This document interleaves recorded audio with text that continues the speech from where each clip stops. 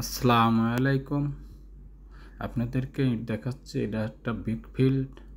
এই বিগ ফিল্ডে ইট কাটা হয়, তার মানে চারদিক ঘুরে আপনাদের দেখাবো। ইট, কাঁচা ইট এগুলো আজকে কাটে শুকানো হচ্ছে। এগুলো আজকে কাটতেছে এখন পর্যন্ত। ইট এই তীব্র গরমে রোদের মধ্যে চারিদিক হাহাকারের তীব্র রোদ।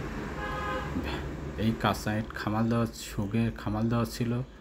এখন এটা ভ্যান লোড হচ্ছে, ভ্যান লোড হয়ে ভিতরে যাবে, ভিতরে নিয়ে যায় সাজানো হবে। এখন ভ্যান লোড করে প্রতিটা ভ্যানে 100 করে ইট আছে। তার একটা টিকিটে দিয়ে একটা ভ্যান 100 হয়, আর প্রতিটা হাজারে এরা চুক্তি দিয়ে বাইরের লোক কাজ করতে আসছে। এখানে ভিতরে লোড হচ্ছে।